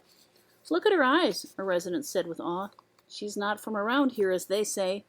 Wow, she's... Better go talk to her, said the tall farmer, who might have been anybody's uncle. The National Guard recruit needed no more urging, neatly leapt forward, holding out his hand. Here is the last rose of summer, for you. Liebchen, said the brunette to the recruit. Herm watched some of the flirtations. Herm handed most of the glass, with such liquid as hadn't sloshed out, to Marion. Your health, he said, as more talk, gossip, and clatter tumbled around their ears. Don't put your money in that again, a bright young man said with a nod and a smile. Keep your money in town, believe me. Those kids will benefit from the right words, advised a tall, neatly dressed, glamorous lady, whose name tag read, Hi, I'm Venus. Marion nudged Herm and said, Could be. Belgian government looks for 50,000 European reenactors for bicentennial of Waterloo in 2015. People I know are preparing their gear. The kids are worried about the Mayan calendar coming to an end in 2012, and the world with it, said Marion. Fear not, the next 5 years are about rebirth and honest talk, said the compact Central American priest dressed in the jaguar skin and the quetzal feathers and jade ornaments of his ancestors, as he passed arm in arm with the tall Scandinavian matron who patted Marion's arm in passing. Marion stared into the crowd. Who was that? Herm said, looks like the Mayan rain god and the Germanic goddess of fertility. Herm said slowly, I've been watching the interactions. It's funny who won't talk to whom. There, the high priest of Wotan, ignoring the druids. I'll introduce you. Thank you. Liebchen. Well, they're pretty stable. The mayor's address? I don't see them. Is it Kate or Renee? The right words. Didn't think they ever left Manhattan. Emperor Augustus and the secretary. They own a house together. Wrote a serious paper comparing pre-Christian religions of Germany and Romans. Synthesis plus Roman central authority formed the church in Europe. Call me. 2 guys dressed as Laurel and Hardy. Everybody else is here tonight. Get the appropriation through the legislature. Point spread for Sunday's game? Missouri Synod offer him a job? Not this one or the next, but the idea is sound. Hey, call them Monday. She's shaking hands with all the local women. Herm watched the gray-bearded priest of Wotan stare at the brightly clad newcomers who had established themselves in the northwest corner, staring in obvious awe as a lean, one-handed warrior quietly conversed with the National Guard people in their camo battle dress. Norm! The Chinese consul. I'm sure that's Elizabeth. Behind Jennifer and Jessica. George, baby. The public address boomed. All visiting deities, please show proof of divinity to receive free nectar and ambrosia at the bar. I thought there was magic in the air. We should pick up the young people, get them home before 1 like we promised. Xena! Xena! Xena! That's the lady who rode as Epona, the mare goddess of the Gauls and Romans. Herm nodded to a tall equestrian who smiled as she passed. She looks it, Marion said. Some disapproval and warning tinged her voice, he thought. What? She's a veterinarian south of town. Don't see any Valkyries tonight. Just as well. The party noise and movement resembled random Brownian motion, observed a science-minded observer from the musicians' gallery above the north end of the hall. An hour later, the party peaked just below critical mass. Still, all that energy and tension had to overflow. Couples drifted toward the exits, more urgent affairs to be explored. More fireworks? Heat lightning. Must be 50 or 60 miles away. Sheets of lightning flashed, outlining the flanks of white thunderhead palaces. All silent, too far away for thunder. Oh! Spears and jabs of jagged branched lightning, twisting light creepers filled the horizon, ripping along from east to west like sizzling powder trains burning across the clouds. Swords, whips, lances flashed back and forth behind the towering walls of thunderhead castles. Volleys of light answered instantly from the other horizon. Looks like a battle. As between imperial Rome, marching to enslave the world and free people.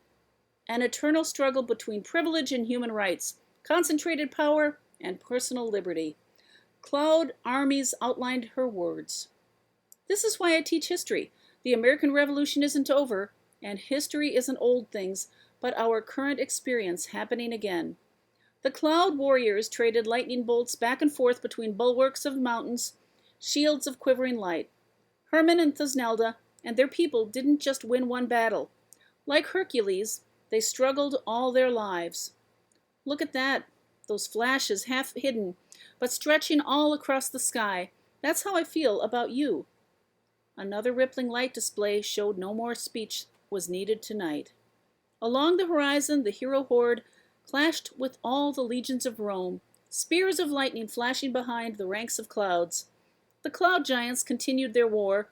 Donner strode with lightning across the land. The people found their beds, considered the next day's battle, thought of their children, fathers and mothers, ancestors, slumbered, dreamed of harmony between past and future, success and promise.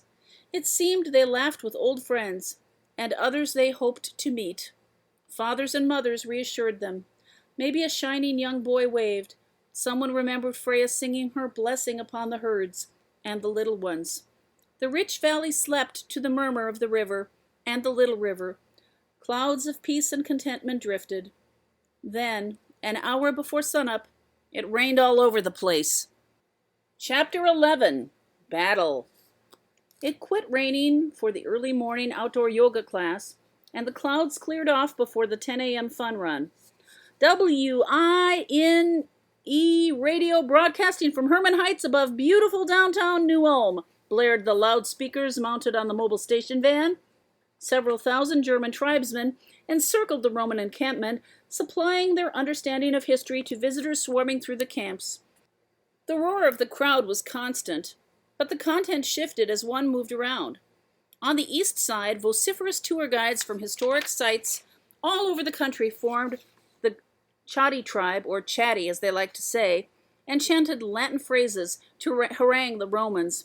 One heard phrases like, Da vinum, bring wine, Bibe, drink, Repli, fill up, and Romani, ite domun, Romans go home, picked from Sons of Hercules movies and Monty Python.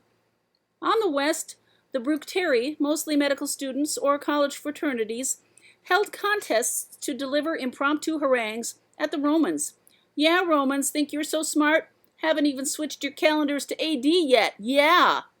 Our thunder god's bigger than your thunder god. Those tribes on the north included multitudes from Burning Man and Rainbow Fest, with brightly dressed pagans, witches, Renaissance festies, and infestors, wizards, and radical fairies, and live action role players, all dancing and waving their arms as several white-garbed ancient and honorable druids plucked their iron-stringed harps and intoned dreadful curses against Rome, the emperor, the legions, and their bodies and weapons. Other tribes in the shadow of Hermann's monumental statue simply chanted, Hermann, Hermann, Hermann! John and Marty and their other friend John, dressed as first-century German tribesmen in dull yellow tunics over rough trousers and brown plastic flip-flop sandals, complemented the imposing kit of scarlet tunics, polished armor, and weapons of the two Romans guarding the gates of the chain-link hockey and soccer fields, within which the visiting Roman reenactors had established their tents and equipment stands.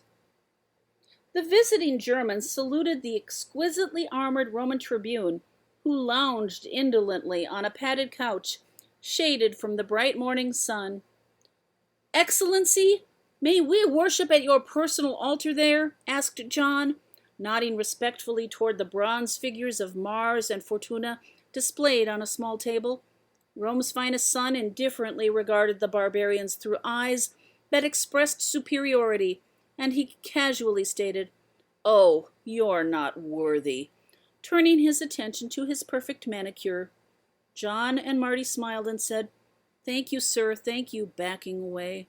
They caught up with their other buddy from the Twin Cities, John, dressed as the Romanian tribal ancestor might have, with blue paint stripes across his face that just shouted, Death to Rome! They watched armored Romans wind up a box-like ballistae of well-joined timber, then loose a 3-foot bolt at a high angle downrange to a distant target zone clear of people. Ooh, wouldn't want to be in front of that, opined Marty. The day went slowly for 2 Roman soldiers standing guard at the main gate of their camp, nodding to visitors drifting in and out. As the soldiers looked past the Brown County Sheriff's Department car toward the tribes, one said, Hey, Marcus! Yeah, Julius? Did you see what became of those anti-fur demonstrators? Looked like they were jostled considerably when they tried to spray paint that chief's bearskin loincloth. Yeah, but those nice New Ulm police rescued them. That one policewoman winked at me. I think she likes me.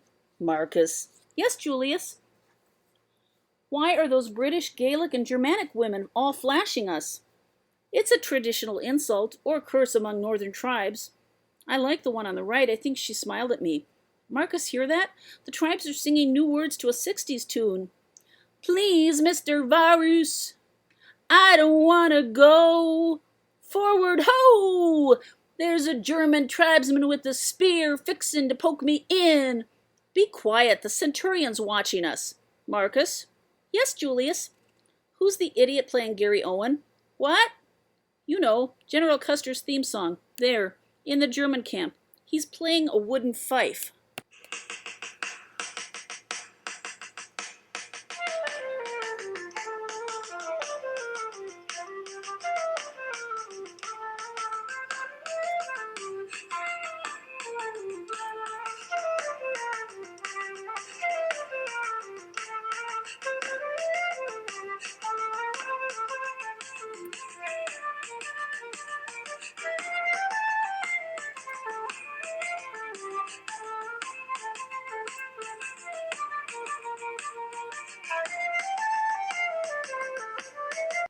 Well, the crossfife is a German instrument, but 16th century rather than 1st century Germany.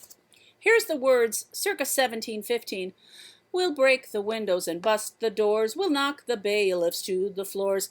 We'll fight and shout till we get hoarse. So join us in the chorus. Instead of spa, we'll drink brown ale, and we'll pay the reckoning on the nail. No man of ours. Here his voice almost cracked on that high note. We'll go to jail for Gary, Owen, and glory. Yow! Custer went out but didn't come back, just like Varus and the legions were massacred. Seems to me that the Roman invasion into tribal Germany resembled European advances into tribal America, you know? Trade, settlement, some military clashes. Yeah, some parallels there.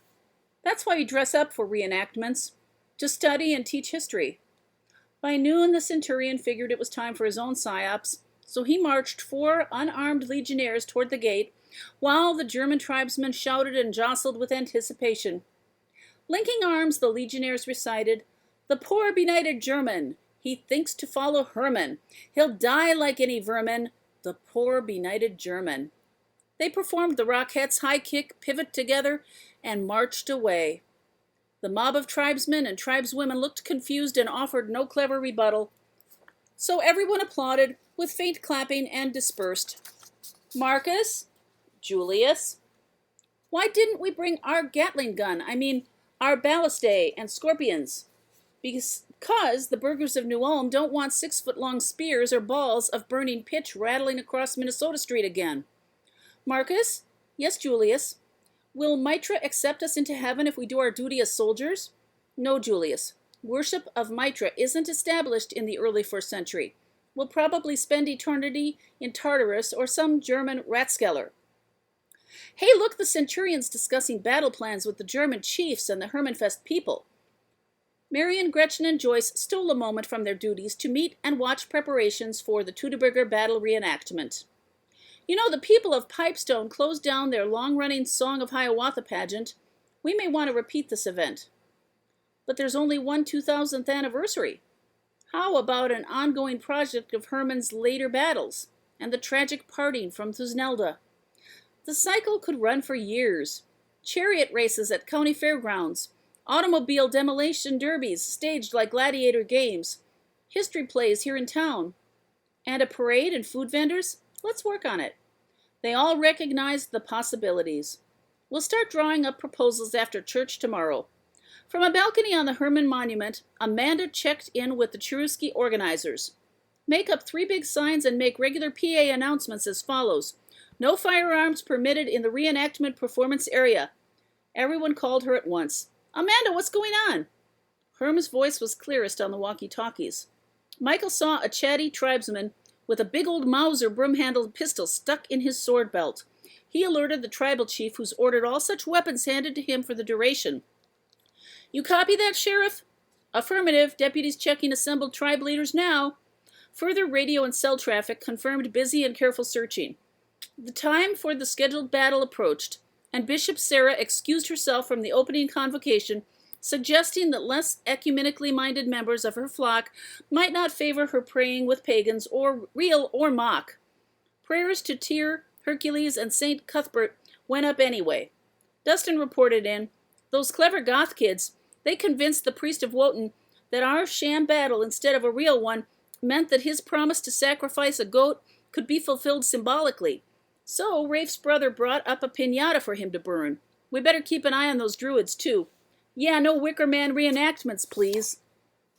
At the opening of the pageant, the chiefs and the holy men of the German tribes and the Roman consul, as head of his country's religion, blessed their followers and called on their antique deities for good luck.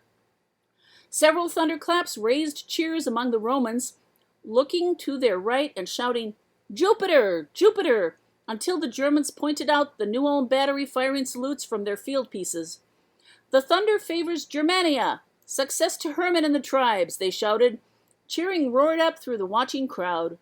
A tipsy Roman made a big show of approaching the natural resources booth, where a huge adult bald eagle looked around and glared, while perched on display to promote wildlife education.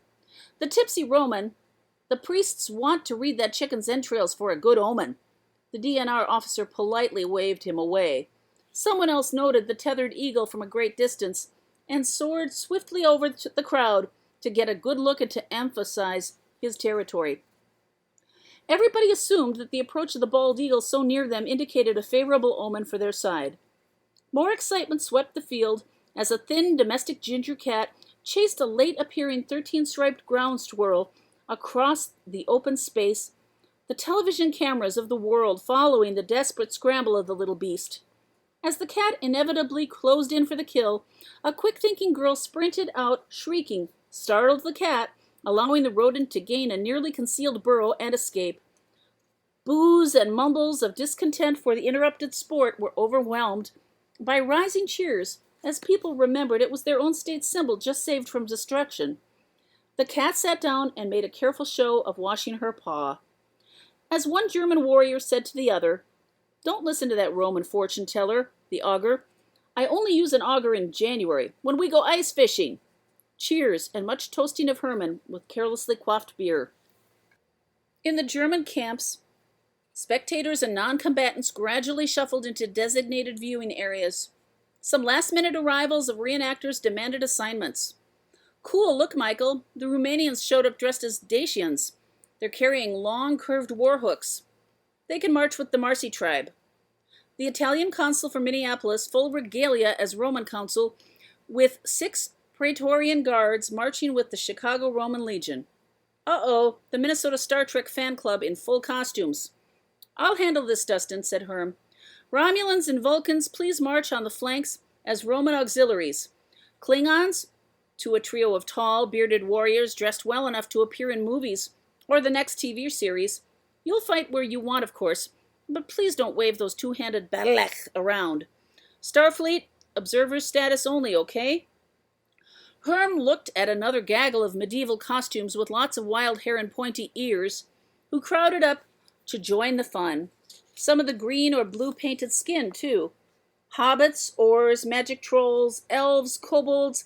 Will you help the German tribes establish the slaughter wall lines against the chain-link fence, please? Uncle Hermit's Darth Vader and the Stormtroopers. Oh, that's too much. No, it's for the band, for tonight's street dance. Oh, good. Rafe, you copy? 5 by 5, boss. We'll take 'em to the stage. Then it was 5 o'clock, and the lengthening shadows helped bring antique darkness to the Minnesota woods. John told us later, as trumpets and war drums sounded to assemble the warriors, we found our German tribe in a circle cleared of visitors on the flat fields between the wooded bluff and the chain-link fences of the soccer field. The multitude of visitors holding up cameras, cell phones, and small children, some of whom waved cell phones, almost filled the open flat ground. The reenactors realized that the mass of people had formed a new forest, through which the Romans could march amid cheers to join battle. "John, still wearing your sunglasses?" "Prescription. I don't want to miss anything." Varus led his column of legionnaires while the Chatti, the Marsi, and the Bructeri tribes crept through the shadows up ahead. Wearing a tall helmet with large golden wings, Hermann, in his secret identity as Arminius, waved goodbye to Varus and swung his people, the Cherusci scouts, away from the Roman army. As soon as the Cherusci vanished into the woods, a scout brought news to Varus, shouting loudly that Arminius was wounded and his troops surrounded. War drums sounded from behind the trees. Varus ordered his troops toward the darkening woods. Little boys watching from the chain-link fence by the battlefield below cried out, "No, no, don't go into the woods." A horrible clatter poured out of the trees where Romans and tribesmen could dimly be seen struggling. War cries and howls of triumph reached a crescendo as Romans struggled out of the terrible forest, followed closely by shouting warriors, shaking shields and spears and flags, and sounding horns. No overlay of music from the finale of the 1812 overture, although measured drum beats from the woods would have benefited from the ominous Latin chanting in Carmina Burana. Uniformed deputies and police officers cautioned the excited viewers to set down all beer cups, cameras, pets, and small children, lest they be tempted to throw them at the remnants of the Roman army staggering past toward a narrow pass held by more Germans. I knew better than to fence with the tough-looking legionnaire facing me, so I just grinned at him, shook my spear shaft up and down so he could see I wouldn't whack him. He moved in, faked a gouge at my gut, and I yelled, dropping to the ground. Twitching, I mumbled, "Good job, mate," as he moved down the line. A couple more ticks and I jumped up ready for another fight. I found another of the Roman reenactors from Milwaukee, and like the originals, he didn't waste breath on battle cries, but watched me hold my shield aside, encouraging him to take a stab. So I took 2 deaths at Teutoburger Forest. Praise Wotan, that Milwaukee centurion told me later that the only problem they had from us German reenactors was the 9-year-old boy who would run up and kick their shins. Another charge of shrieking savages drove the panicked Romans into a narrow corridor, under constant attack by the swarms of angry tribesmen. Less a battle than a riot, as wild men rushed forward in vengeful fury against their oppressors, carrying all before them. The Romans tried to make a stand with their bugler cut down in mid-tune. Bloodthirsty cheers from the German barricades and the public areas as General Varus shouts something, raises his sword desperately, and falls behind the last standing Romans, who are cut down by advancing tribesmen or hustled away in chains. Some expensive-looking battle standards are waved jubilantly by Germans who hold them before the new triumphant Hermann, universally cheered by the roaring mass of spectators as he strikes a familiar pose beneath the huge metal sculpture on the bluff and raises his sword over the heads of his people in protection and blessing. As a conquering general, Hermann would receive a triumph the next day, a holiday parade through the city, with his troops, chieftains, captives, loot, and some neat old cars too, maybe an antique fire engine.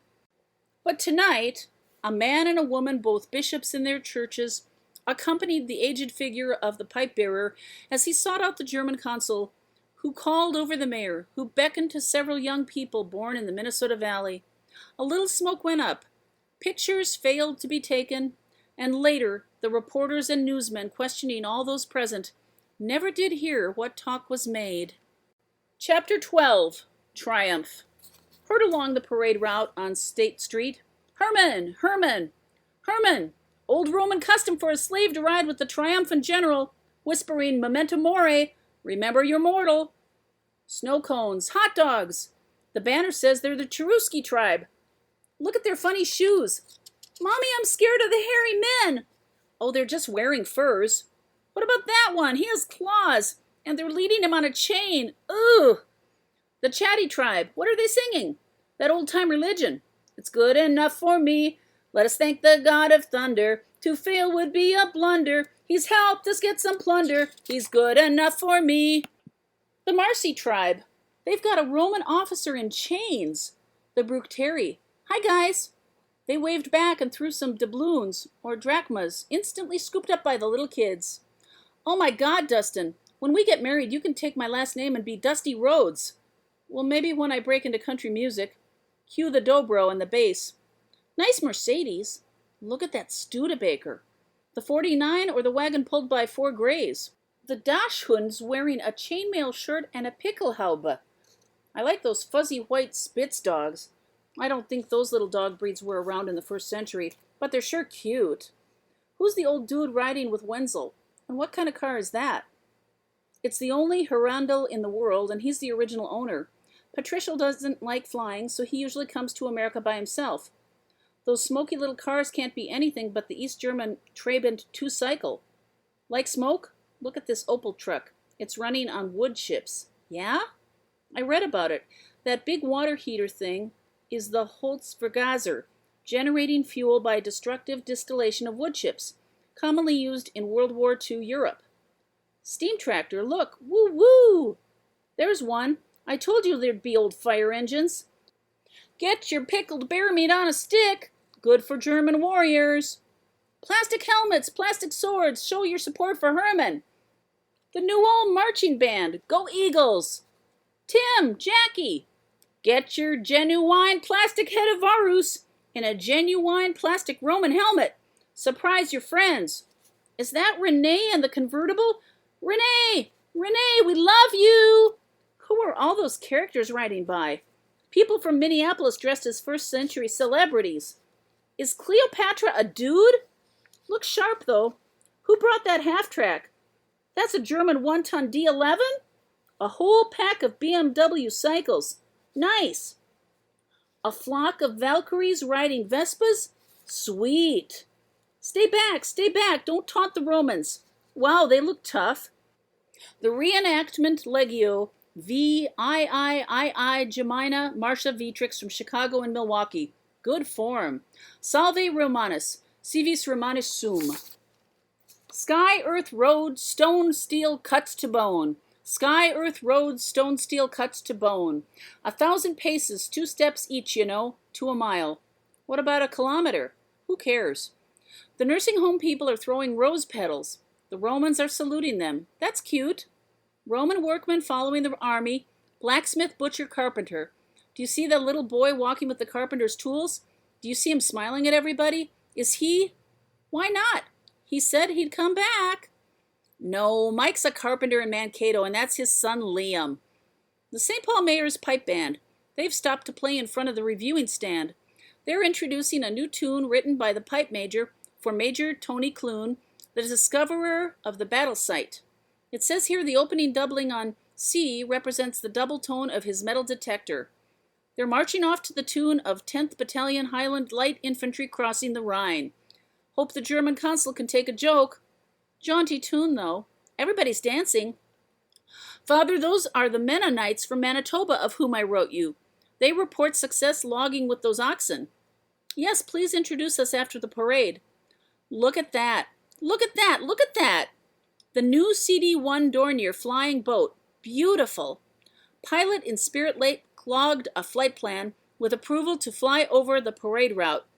Well, I think that's everything. And here come all our fire trucks. Parade's over. No, what's that shooting? Galloping horses.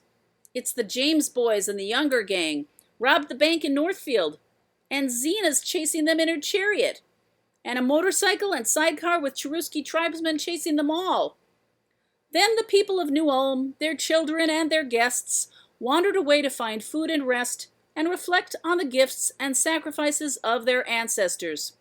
The end. People this story is about.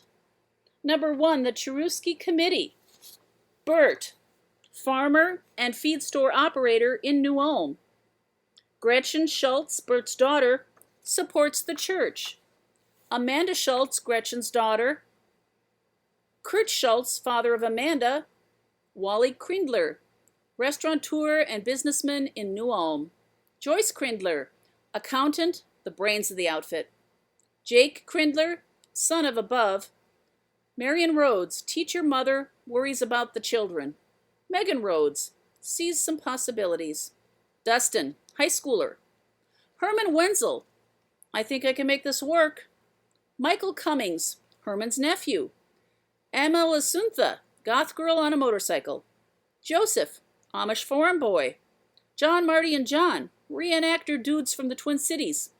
Marcus Julius, the Centurion, the Tribune, look more like Romans than the originals. Number 2, parties of the Teutoburger battle. Arminius, alias Hermann the German, heroic leader of 1st century AD Germanic resistance to Roman invaders. Thusnelda, beloved wife of Arminius. Publius Quintilius Varus, alias Varus, governor of Germany, friend of Caesar. The Cherusci, the Chatti, the Marsi, the Chauci, the Bructeri, the Sicambri, Hermann's fighting tribes. The Marcomanni tribe prefer Romans and didn't fight. The 17th, 18th, and 19th legions, 20,000 plus doomed Romans. Number 3, other German heroes. Martin Luther, Arthur Schopenhauer, Frederick the Great, Catherine the Great, Johann Sebastian Bach, Count Zeppelin, Otto Lilienthal, Claude Dornier, Richard Wagner, Rudolf Diesel, Hildegard von Bingen, Ludwig von Beethoven, Till Eulenspiegel, Marlene Dietrich, Friedrich Nietzsche, Immanuel Kant, Georg Friedrich Handel wrote opera about Hermann and Thusnelda. Number 4, Pantheons. Donner, red-bearded lord of lightning, thunder, rain. Freyja, goddess of love. Tyr, god of righteous manly struggle. Wotan, god of magic and knowledge. Julius, 1/12 of the calendar. Augustus, get the senators' votes and become immortal in your own lifetime. Neptune, god of the waters. Pluto, god of wealth. Jupiter, god of storms. Saturn, darn good car. Mars, god of manly virtue. Mercury, god of merchants and communications. Morpheus, god of dreams. Vulcan, god of smiths. Venus, goddess of love. Cupid, god of love. Cthulhu, god of lovecraft. Kakmal, god of rain. Kango, god of thunder. Clio, muse of history. Saint Cuthbert, preached to the Seals and the Saxons in Northumbria in the 7th century. Sophia, Tippy, Renee, Kate, Jessica, Jennifer, Lucy, and Melissa, screen goddesses. Number 5, a 13-striped ground squirrel, Minnesota's symbol. Horses pulling a chariot, Bob and Nabob. Dogs, a cat. A rehabilitated bald eagle, symbol of the United States of America. Virus H1N1, missed the party. Number 6, other interested persons. Boudica, Cleopatra, Hannibal, Spartacus, Vercingetorix, Zenobia, classy foreigners who resented Rome's ambitions, a very young apprentice carpenter, Edgar Allan Poe, who, if he were alive today in his bicentennial year, would say, "Awfully dark in here,"